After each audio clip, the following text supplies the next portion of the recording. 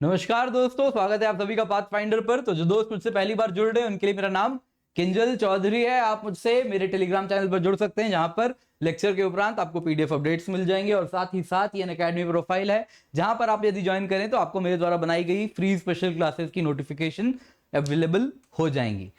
तो दोस्तों, आपने पिछले 2 दिनों में काफी ज्यादा पढ़ा होगा आर्टेमिस एकॉर्ड्स के बारे में। आपने पढ़ा होगा साउथ कोरिया ने आर्टेमिस एकॉर्ड साइन किया है, वैसे ही न्यूजीलैंड ने भी आर्टेमिस एकॉर्ड्स को साइन किया है और इसके अंदर वो भी काम करेगी। नासा के साथ ऐसा अग्रीमेंट न्यूजीलैंड ने भी किया है। अब तक ऐसे काफी कंट्रीज है जिन्होंने आर्टेमिस एकॉर्ड साइन कर लिया है: Australia, Canada, Italy, Japan, Luxembourg, New Zealand, south Korea, UAE, Ukraine, UK and the US, और ब्राजील भी हो सकता है आने वाले दिनों में साइन कर ले। तो दोस्तों, अब सवाल उठता है आपके मन में, ये उत्सुकता बहुत नेचुरल है, आ ही रही होगी, क्या है ये आर्टेमिस एकॉर्ड नंबर 1। नंबर 2, क्या इंडिया को भी आर्टेमिस एकॉर्ड साइन करना चाहिए? तो दोस्तों, इससे पहले हम आगे बढ़े, बहुत जरूरी है हमें एक मिशन के बारे में जानना होगा। नासा का मिशन है आर्टेमिस मिशन। दोस्तों, अगर आप ग्रीक माइथोलॉजी में देखें तो आर्टेमिस अपोलो की ट्विन सिस्टर मानी जाती हैं और वो ट्विन सिस्टर है। एंड आप देखें तो आर्टेमिस मिशन कुछ उसी प्रकार से पहला मिशन होगा जिसमें पहली बार नासा विमेन को मून में लैंड करने वाले हैं। तो इसके तहत आप देखें तो पहली विमेन लैंड करेंगी मून पर और फर्स्ट ह्यूमन मिशन जिसमें विमेन आएंगी, और साथ ही साथ पहले पर्सन ऑफ कलर भी मून में वॉक करने वाले हैं इसके साथ। तो अब तक जितने भी व्यक्ति मून पर वॉक किए वो श्वेत रहे हैं, तो पहली बार ऐसा होगा कि कोई व्यक्ति जो कि श्वेत ना हो वो मून पर वॉक करने वाले हैं। तो दोस्तों, इसके लिए और इसके साथ साथ आप देखें दोस्तों, एक नासा का फ्यूचरिस्टिक प्रोग्राम भी है इसी में, जिसके तहत आप देखें तो नासा चाहती है मून पे एक परमानेंट स्टेशन भी इस्टेब्लिश कर दिया जाए। तो ये भी बहुत ही आप देख सकते हैं इस प्रकार से काफी ज्यादा एम्बिशियस प्रोजेक्ट है ये नासा का। तो इसको अंजाम देने के लिए कोलैबोरेशन किया जाएगा। कोलैबोरेशन अगर आप देखें तो इसमें इंटरनेशनल पार्टनर्स भी होंगे। तो वो सारे पार्टनर्स आपने देखा होगा जिन्होंने आर्टेमिस एकॉर्ड साइन किए हैं, वो आर्टेमिस मिशन में भी पार्टिसिपेट करने के लिए अब एलिजिबल होते हैं। तो जैसे आपने देखा जापान, साउथ कोरिया, न्यूजीलैंड, तो आर्टेमिस मिशन में अगर पार्टिसिपेट करना है तो आर्टेमिस एकॉर्ड साइन करने होंगे। तो इस प्रकार से काफी इंटरनेशनल पार्टनर्स भी होंगे। पर्पस क्या है? नेक्स्ट फ्रंटियर, मून पे एक नेक्स्ट फेज ऑफ मिशन होना है। और साथ ही साथ फ्यूचर में आप अगर देखें तो जैसा ये आप वीडियो देखें, नासा का ही वीडियो है, तो इस वीडियो में आप देखेंगे तो शुरुआत मून से होती है, अर्थ दिखाते हैं, अर्थ से मून गए और फिर मून में जाके परमानेंट स्टेशन बना के बस जाना है। ये देखिए यहां से अब आप मार्स की ओर देख रहे हैं। तो फ्यूचर में कहां जाना है? Mars. Next giant leap mankind का मार्स पे होना है, वो भी आप देखें तो आर्टेमिस मिशन का ही उद्देश्य है। तो दोस्तों, इसके लिए काफी इंटरनेशनल पार्टनर्स हैं, जक्सा जैसे जापान, साउथ कोरिया, न्यूजीलैंड, और साथ ही साथ काफी कमर्शियल पार्टनर्स भी होंगे जैसे स्पेसएक्स, बोइंग, लॉकहीड मार्टिन, बहुत सारे जीएम। तो जितने भी कमर्शियल पार्टनर्स हैं वो भी, क्योंकि ये मल्टीपल पार्ट्स होंगे इस प्रोजेक्ट के, तो इसमें अलग अलग कंपोनेंट्स, अलग अलग प्राइवेट सेक्टर का भी रोल होने वाला है। तो कमर्शियल प्रोजेक्ट भी होगा। पर्पस क्या है? मून में आप जो सीखेंगे उससे मार्स में भी कल को मैन्ड मिशन कर सकें। पर दोस्तों, आपने सोचा है अगर ये next generation of space exploration होना है तो कुछ ग्लोबल रूल्स चाहिए, उसके बिना आप एक्सप्लोरेशन कैसे करेंगे? तो आर्टेमिस एकॉर्ड्स वही ग्लोबल रूल्स हैं जिसके दायरे में रह के आपको next wave of space exploration को अंजाम देना है। तो दोस्तों, ऑलरेडी आप अगर देखें तो एक स्पेस एक्सप्लोरेशन के लिए ग्लोबल ट्रीटी है, आउटर स्पेस ट्रीटी, लेकिन नासा का मानना है कि इसमें काफी ज्यादा क्लैरिटी नहीं है, नंबर 1। नंबर 2, इसके इंटरप्रिटेशंस मल्टीपल हो जाते हैं। एंड साथ साथ देखें तो ये ट्रीटी कहीं ना कहीं कुछ 20वीं सदी की है, तो 21वीं सदी में काफी नए चेंजेस आए हैं, तो उसको भी इंक्लूड करना होगा। तो एक नया एकॉर्ड चाहिए। तो आर्टेमिस एकॉर्ड वही प्रिंसिपल्स की बात करते हैं कि अगर next generation of space exploration होना है तो ये 10 प्रिंसिपल्स को एडहेयर करना है। तो आइए जल्दी से सीखते हैं, समझते हैं ये 10 प्रिंसिपल क्या है। ये समझ जाएंगे तो आप जान जाएंगे क्या इंडिया को साइन करना चाहिए या नहीं करना चाहिए। तो नंबर 1, पीसफुल यूज। तो जैसे आउटर स्पेस ट्रीटी में भी है कि भाई जब भी स्पेस एक्सप्लोरेशन करें तो पीसफुली करें और आउटर स्पेस ट्रीटी के दायरे में रह के आर्टेमिस अकॉर्ड्स भी कहती है स्पेस एक्सप्लोरेशन को अंजाम दें। Number 2, transparency. जो भी आप स्पेस एक्सप्लोरेशन के दौरान पता कर रहे हैं, जो भी आपको पता चल रहा है, जो भी एक्सप्लोरेशन हो रही है, वो सारी की सारी चीजें पब्लिक करें, सबको बताएं, पॉलिसीज एंड प्लान्स बताएं, क्या उद्देश्य है, क्यों आप ऐसा एक्सप्लोरेशन कर रहे हैं। Number 3, interoperability. तो देखिए ये आर्टेमिस अकॉर्ड चाहती है कि ये पार्टनर कंट्रीज के साथ कोऑपरेशन हो, सब मिलकर सिनर्जिस्टिकली स्पेस एक्सप्लोरेशन करें। तो इसके लिए एक वो चाहती है कि जो हार्डवेयर आप यूज करने वाले हैं, कल को आप मून में बेस बनाएंगे, अलग अलग कंट्रीज अपने बेस बनाएंगे, तो बहुत जरूरी है वहां पर। अब देखिए इंसान कितना दिन रहेगा, लेकिन मशीन का काफी प्रेजेंस रहने वाला है, वो कंप्यूटर्स हो या फिर हो सकता है रोवर्स हो, इस प्रकार के ड्रोन्स हो, तो ये सारे रोबोट्स टाइप के चीजें हैं वो रहने वाली हैं। तो उनके बीच में इंटरऑपरेबिलिटी होनी चाहिए। तो इसके लिए ओपन इंटरनेशनल स्टैंडर्ड्स हैं कम्युनिकेशन के, एंड उनको इस्तेमाल किया जाए। तो इस प्रकार से आप स्पेस को कोऑपरेटिवली इस्तेमाल कर पाएंगे। इसके बाद आप देखिए नंबर 4 है इमरजेंसी असिस्टेंस। तो अलग अलग कंट्रीज अगर स्पेस पे काम करने वाले हैं तो जाहिर सी बात है ऐसा हो सकता है कभी दुर्गम परिस्थिति बन जाए तो एस्ट्रोनॉट्स डिस्ट्रेस में हो, तो आपको मदद करना है दूसरे देश के भी एस्ट्रोनॉट्स को, साथ साथ एस्ट्रोनॉट्स को रेस्क्यू करें और साथ साथ रिटर्न ऑफ एस्ट्रोनॉट्स में भी मदद करें, और साथ ही साथ जो आउटर स्पेस में ऑब्जेक्ट्स हैं किसी कंट्री के, यदि वो किसी और स्टेशन में चला जाए तो उसको भी रिटर्न करें, उसको आप जब्त करके ना रख लें। नेक्स्ट है दोस्तों रिलीज ऑफ साइंटिफिक डेटा। जो भी आपने एक्सप्लोरेशन किया, जो भी डेटा मिला, उसको क्या करें, टाइमली मैनर में रिलीज करें। एक ऐसा ही आपने देखा था, यहां पे है ट्रांसपेरेंसी। यहां पे पर्पस है कि आप जो भी एक्सप्लोरेशन करने का आपका उद्देश्य है, प्लान है, पॉलिसी है, वो बताएं। इसके बाद है स्पेस ऑब्जेक्ट्स का रजिस्ट्रेशन हो। तो ऑलरेडी आप देखें तो convention on the registration of the objects launched into the outer space एक ऑलरेडी कन्वेंशन है।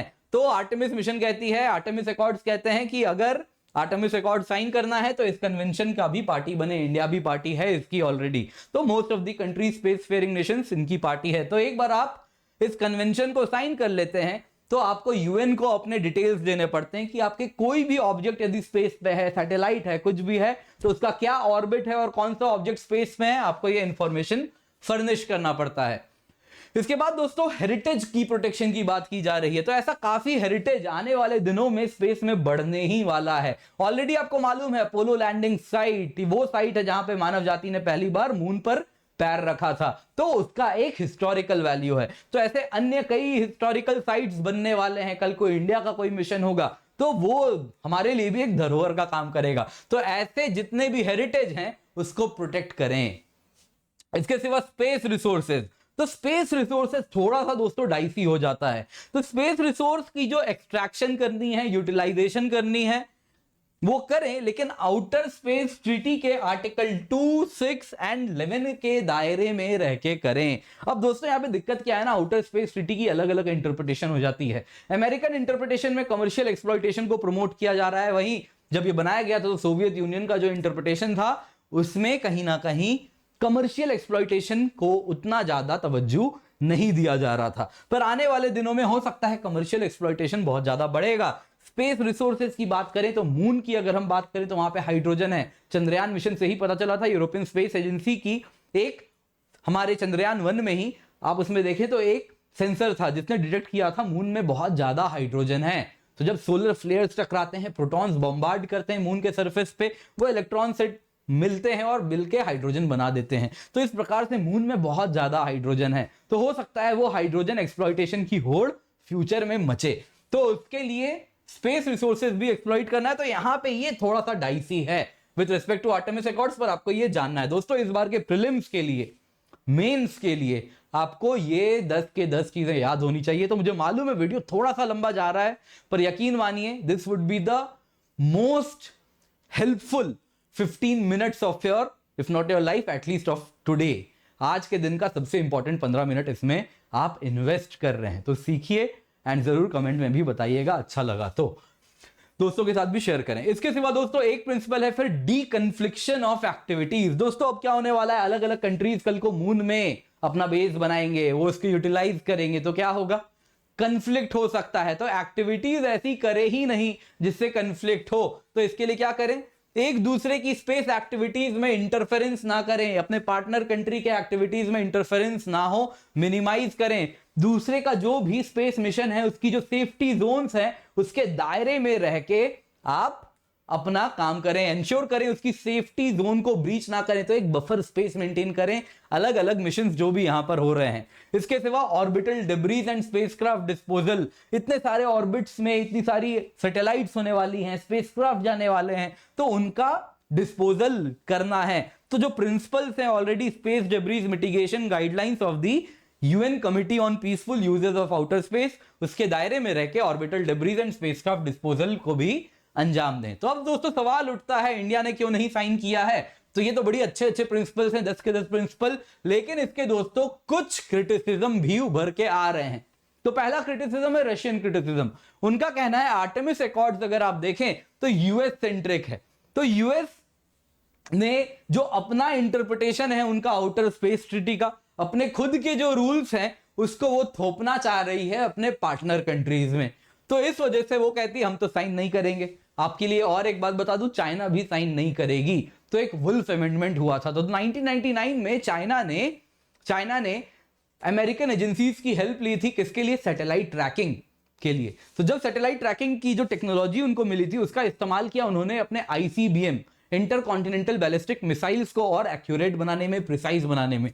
तो जब अमेरिका को पता चला तो उसके बाद से चाइना पे सैंक्शन लग चुका है कि किसी भी प्रकार का चाइना के साथ स्पेस बेस्ड कोऑपरेशन नासा या कोई भी एफिलिएट एजेंसी नहीं करेगी। चाइना या चाइना की किसी भी affiliate agency, be it CNSA, China national space agency, या अन्य कोई भी चाइनीज एजेंसी। तो इसलिए चाइना भी मोस्ट लाइकली साइन नहीं कर पाएगी। तो पहला क्रिटिसिज्म है रशियन क्रिटिसिज्म की, ये क्या है, अमेरिका सेंट्रिक है, यूएस सेंट्रिक है। नंबर 2 एनवायरमेंटल क्रिटिसिज्म है। तो ये क्या कहता है कि कमर्शियल माइनिंग होने वाला है स्पेस रिसोर्सेज का, हाइड्रोजन की कमर्शियल माइनिंग होगी और वहां से रॉकेट लगा के फिर आगे बढ़ा जाएगा। तो मून एक इंटरमीडिएट हॉल्टिंग पॉइंट हो जाएगा, स्टेशन होगा जहां पे वापस से रिफ्यूल करेंगे, हाइड्रोजन निकालेंगे और फिर से आगे मार्स या कहीं भी इंटरप्लैनेटरी मिशंस को अंजाम दिया जा सकेगा। तो दोस्तों अगर इन्वायरमेंटल क्रिटिसिज्म अब और भी ज्यादा, ये कमर्शियल एक्सप्लॉइटेशन वाली बात और भी ज्यादा उभर के आ रही है, इसके पीछे कारण क्या है, यूएस ने 2015 में एक एक्ट इंप्लीमेंट किया था। क्या नाम है, commercial space launch competitiveness act 2015। तो दोस्तों इसके तहत आप अगर देखें तो अमेरिका कमर्शियल एक्सप्लॉइटेशन और भी ज्यादा प्रमोट कर रही है। वो चाह रही है private sectors commercially space based resources को एक्सप्लॉइट करें। तो हो सकता है ये क्रिटिसिज्म होल्ड्स ग्राउंड। पर अगर आप इंडिया की बात करें तो आप मुझे बताइए, आप साइन करें या ना करें, यूएस, यूके, जापान साइन कर चुकी है, तो ये तो कमर्शियल एक्सप्लॉइटेशन करेंगे। तो आप साधु बन के क्या करेंगे देश में बैठ के, बेहतर है बाकी लोग कर रहे हैं तो बहती गंगा में हाथ धो लें। या फिर सीधे शब्दों में कहूं तो नेशनल इंटरेस्ट सबसे इंपॉर्टेंट है, तो उसको ध्यान में दें। दोस्तों इसलिए environmental criticism does not hold lot of water.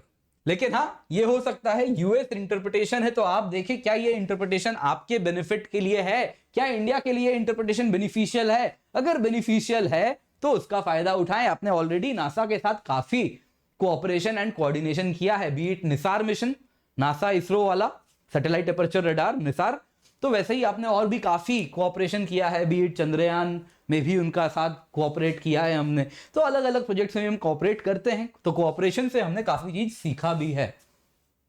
Next, तो इसके सिवा दोस्तों आप देखें तो इंडिया को कुछ बेनिफिट्स भी हो सकते हैं अगर हम साइन करते हैं आर्टेमिस अकॉर्ड्स। नंबर 1, हम आर्टेमिस मिशन का हिस्सा बन जाएंगे। तो जो ग्लोबल प्रोजेक्ट चल रहा है, इंसान को मून में ले जाना है, तो उसमें क्या चाहिए, ग्लोबल सप्लाई चेन है, दुनिया भर की इंडस्ट्रीज काम करने वाली हैं। सप्लाई चेन में अलग अलग कंपोनेंट्स बन रहे हैं, स्मॉल माइक्रो मीडियम इंटरप्राइजेस हैं, स्पेस स्टार्टअप्स हैं, ये सब अलग अलग कंपोनेंट सप्लाई करने वाले हैं। तो एक बड़ा इकोनॉमी का हिस्सा आप उससे जुड़ जाएंगे, तो आप भी एक इकोनॉमिक बेनिफिट उससे ले पाएंगे, नंबर 1। नंबर 2, आपके पास बहुत सारे स्पेस स्टार्टअप्स हैं, आपने उनकी हैंड होल्डिंग इसरो ने अभी स्टार्ट ही की है, तो उनमें कैपिटल इन्वेस्टमेंट हो पाएगा, उनमें नई टेक्नोलॉजी भी आएगी, तो वो भी नेक्स्ट एज के, नेक्स्ट जनरेशन के स्टार्टअप्स बन पाएंगे। एंड नंबर 3, आप अगर देखें तो स्ट्रैटेजिक इंपॉर्टेंस भी हो सकता है, क्योंकि जापान, ऑस्ट्रेलिया, यूएसए ये तीनों तो सिग्नेटरी हैं, इंडिया ही नहीं है। तो हो सकता है ये क्वाड कंट्रीज की नेक्स्ट जनरेशन स्पेस कोऑपरेशन की ट्रिटी बन जाए, जो फॉस्टर करे इस प्रकार की कोऑपरेशन की with in the quad countries. तो दोस्तों इसके साथ आज का लेक्चर यहीं पर करते हैं समाप्त। तो इंडिया को दोस्तों साइन करना चाहिए, लेकिन अभी देखिए और थोड़ा सा पॉलिसी पेपर आने दीजिए, तो जिसके साथ और क्लैरिटी आएगी तो आपके लिए मैं फिर से एक नया एक्सप्लेनेशन, नई रीजनिंग के साथ फिर से आपके लिए हम कभी जरूर बनाएंगे। पर इस वक्त इतना ही डेटा अवेलेबल है, तो इस डेटा के अनुसार तो अच्छा ही लग रहा है, साइन करने में कोई बुराई नहीं है। तो दोस्तों जब भी अनअकैडमी आए यूज द कोड KC10, क्योंकि इससे आपको सिर्फ 10% ऑफ नहीं मिलता, बेस्ट मेंटरशिप मिलेगी, डायरेक्ट हैंड होल्डिंग मिलेगी, बेस्ट नोट्स मिलेंगे, और जो गाइडेंस है वो सारे subjects of GS, SA, geography optional को कवर करती है। आइकनिक एंड प्लस दोनों कोर्सेज हैं, इंडिया के बेस्ट एजुकेटर्स के द्वारा बनाया जा रहा है। अनअकैडमी सिविल सर्विस चैंपियनशिप है 13 जून को, एंड साथ ही साथ दोस्तों आप देखिए scholarship and prices worth ₹3 crore हैं, तो इसका हिस्सा बने। एंड साथ साथ दोस्तों आप अगर देखें तो KC10 कोड के बाद 2 साल की प्लस सब्सक्रिप्शन की कॉस्ट है 64,800 रुपए, आइकनिक सब्सक्रिप्शन की कॉस्ट हो जाती है 1,04,175 रुपए, तो इसका हिस्सा जरूर बने। एंड आप देखें दोस्तों तो नए बैचेस भी 2 जून से स्टार्ट हो चुके हैं, तो बिल्कुल परफेक्ट टाइम है ज्वाइन करने का। फ्री टेस्ट सीरीज भी है, KC10 से ज्वाइन करें। और अनअकैडमी कॉम्बैट 4 करोड़ वर्थ की स्कॉलरशिप पूल है, इसका हिस्सा बने using the code KC10। Thank you so much for joining, have a great day.